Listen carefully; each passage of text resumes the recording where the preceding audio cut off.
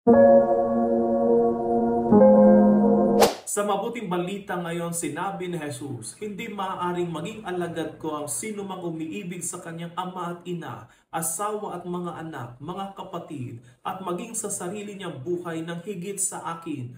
Ang sino mang hindi magpasa ng sariling krus at sumunod sa akin ay hindi maaaring maging alagad ko. Ipinapakita sa atin ng Panginoon ngayon, una, na ang ating commitment sa Kanya ay dapat nangunguna. Ang pagsunod kay Jesus ay nangangailangan na ikonsidera natin siyang una at higit sa lahat ng ating mga relasyon at prioridad, at ituring siyang pinakasentro ng ating buhay. Pangalawa, kalakip ng pagiging alagad ang sakripisyo. Tinatawag tayo ng Panginoon na pasanin ang ating mga krus at maging handa sa mga hamon na darating dahil sa ating pagsunod sa Kanya. Ito ay nagpapaalaala sa atin na maging handa na magsakripisyo, magtiis ng hirap, at talikdan ang mga bagay na maaaring humadlang sa ating pagsasabuhay ng ating pananampalataya ng tunay. Nawa lagi nating gawing una ang Panginoon sa lahat, at hilingin natin sa Kanya na kayanin natin lagi araw-araw na pasanin ang ating mga krus